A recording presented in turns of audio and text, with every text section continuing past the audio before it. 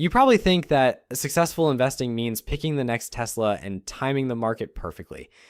You see the headlines, you hear the hype about some new crypto or hot tech stock, and you feel like you're already behind.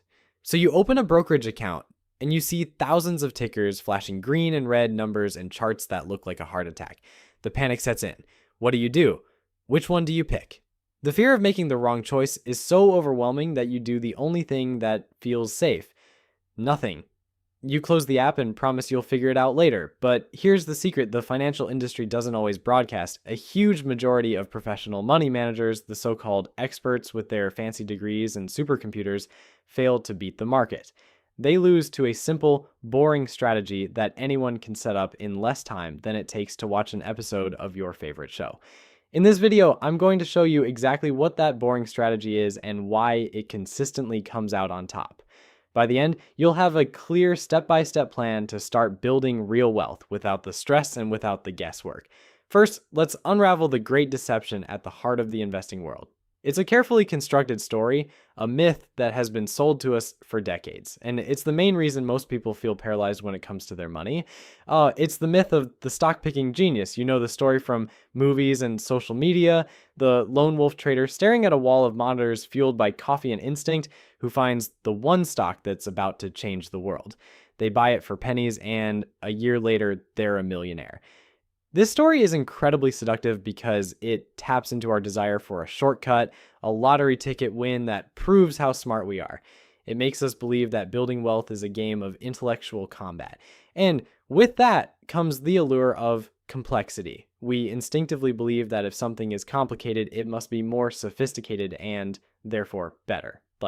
The financial world leans into this hard. They bombard you with jargon, alpha, beta, sharp ratios, puts, calls, derivatives. They present intricate strategies that seem to require a deep understanding of global macroeconomics. It all feels so important, so serious. The unspoken message is clear. If you don't understand this, you're not smart enough to play. Just leave it to the professionals. This psychological trap is powerful. Our brains are wired for stories, especially stories of heroic, dramatic wins. We remember the one person who bet it all on a single stock and won big. We don't hear about the thousands who tried the same thing and lost everything. The financial news doesn't run specials on the person who quietly and automatically invested a few $100s every month for 30 years and retired a millionaire. That story is boring. It doesn't sell newsletters or generate clicks. This myth isn't just a harmless tale, it's a multi-trillion-dollar business model. The incentives for much of the financial services industry are built on this perceived complexity. Think about it. If investing were truly simple, what would they have to sell you? Every time you try to pick a stock, someone earns a fee. Every time you buy into a complex, actively managed mutual fund, a team of highly paid managers takes a significant percentage of your money year after year, whether they perform well or not. The more complex the product, the higher the fees they can justify. Their business model isn't necessarily to make you the most money possible. It's structured to generate the most fees possible, and complexity is the perfect excuse for those fees. This manufactured complexity leads directly to the most common and destructive state for a new investor: analysis paralysis. You're presented with thousands of choices, each with its own risks and rewards. The fear of choosing the wrong one, of buying the stock that goes to zero while your friend picks the one that doubles, is paralyzing. This fear is so potent that it leads to the worst financial decision of all: inaction. You decide the risk of making a mistake is too great, so you leave your money sitting in a savings account where you think it's safe. But as we're about to see, safe is the most dangerous place it can be. So you've been spooked by the complexity. You've decided to wait, to play it safe, and keep your hard-earned money in cash. It feels responsible. It feels prudent. But in finance, standing still is the same as moving backward, often very quickly. There are two primary forces working against you, one silent and insidious, the other loud and distracting. Both are disastrous for your financial future. First, let's talk about the silent thief: inflation. Inflation is a simple concept that we all tend to underestimate. It just means that over time, your money buys less.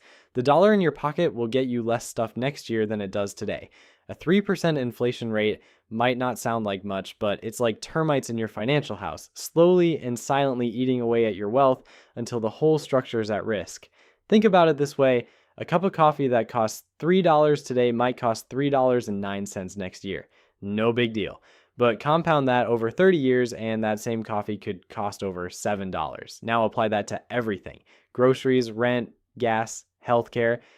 If your money is just sitting in a savings account earning a fraction of a percent while the cost of living is rising by 3% each year, you are getting poorer every single year. You're not standing still. You're on a downward escalator. The cost of inaction isn't zero. It's a guaranteed loss of your future purchasing power. Now, let's tackle the other disaster: trying to be clever and play the expert's game. You decide you're going to beat inflation by actively investing. You'll pick the winning stocks or hire the best fund managers. This is where the great deception really hooks you. The problem is, the expert's game is rigged, but not in the way you think. It's rigged against them. The evidence here is overwhelming. For decades, S&P Dow Jones Indices has published a report called the SPIVA Scorecard: S&P Indices versus Active. It simply tracks how many active professional fund managers manage to beat a simple market index, like the S&P 500. The results are a brutal indictment of the industry. In any given year, a majority of active fund managers often fail to beat their benchmarks. But the real truth is revealed over longer time horizons. Over a 15-year period, it's common for about 90% of US stock funds to underperform their benchmarks. Let that sink in. The vast majority of professionals whose entire job is to beat the market fail to do so over the long run. They lose to a simple, automated list of stocks. Why do these highly intelligent, incredibly well-resourced experts fail so consistently? It comes down to two main reasons: fees and the nature of the market itself. First, fees. This is the math of destruction.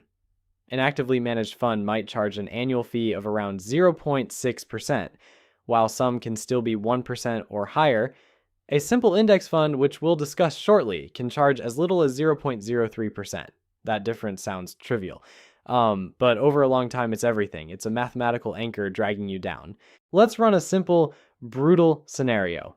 Imagine two investors, Alex and Ben, both start with $25,000 and invest an additional $500 per month for 30 years.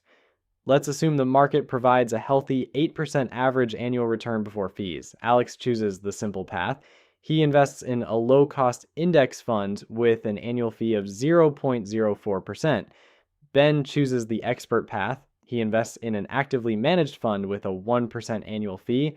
After 30 years, Alex, the simple investor, has a portfolio worth approximately $920,000. Ben, who paid the experts, has a portfolio worth approximately $735,000. That is a difference of $185,000.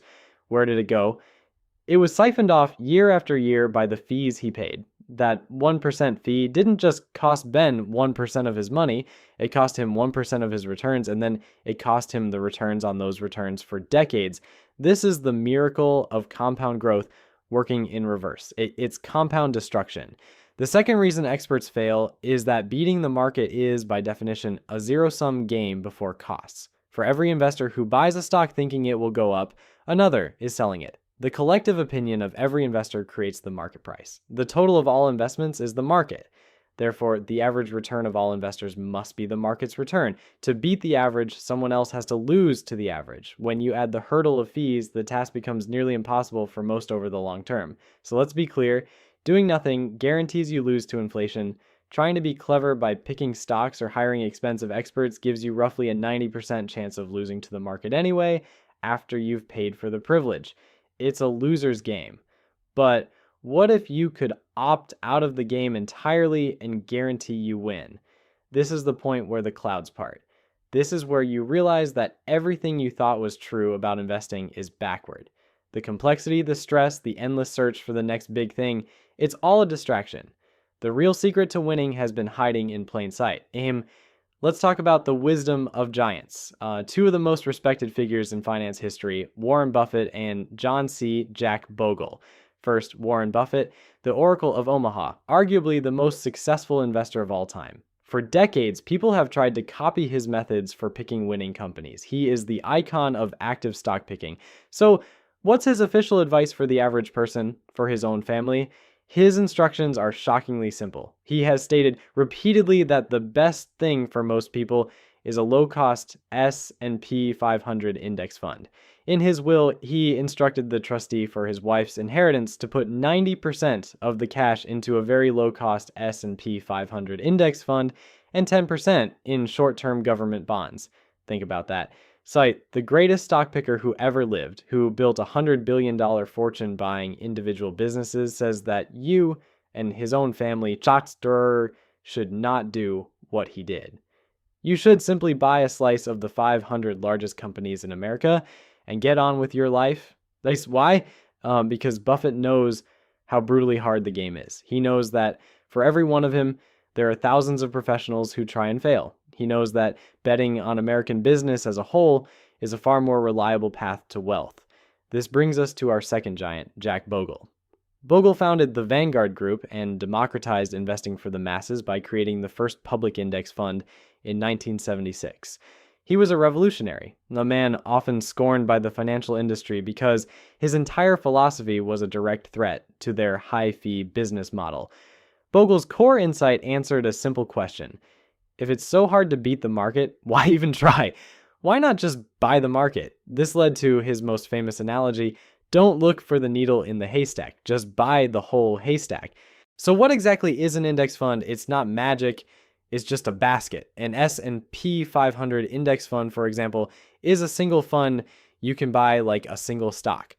But when you buy one share, you're actually buying a tiny piece of all 500 companies in the index, like Apple, Microsoft, and Amazon. You aren't betting on one tech company to beat another. You are making a single broad bet that the largest companies in the American economy as a group will continue to grow and become more valuable over time. The true genius of the haystack, though, is its built-in automatic superpower. It's self-cleansing. Think about how the market works. In that basket of 500 companies, some will be huge winners. Their stock price will soar. Because an S&P 500 index fund is market cap weighted, these winning companies automatically become a bigger part of the fund. Your winners get more weight in your portfolio without you lifting a finger. Conversely, some companies will falter, their stock price will fall, and they automatically become a smaller part of your portfolio. Their influence shrinks. If a company fails or shrinks enough, it gets kicked out of the index and replaced by a new rising company. This is the aha moment. The index does the work for you. It automatically rebalances toward the winners and away from the losers. It's a dynamic, self-healing system. You don't have to read a single earnings report or guess which companies will be stars and which will fail. By simply buying the haystack, you have outsourced the hardest part of investing, picking winners into the market itself. You've guaranteed you will own all the big winners while the losers just fade away.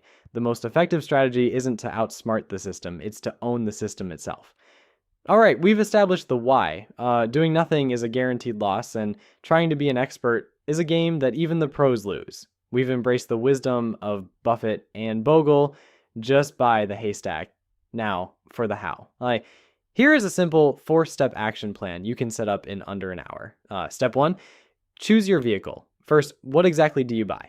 We can ignore 99% of the options. Our goal is to buy broad, diversified, and extremely low-cost index funds. For most people, especially in the US, a fantastic starting point is a total stock market index fund. A great example is Vanguard's total stock market fund with the ticker symbol VTI.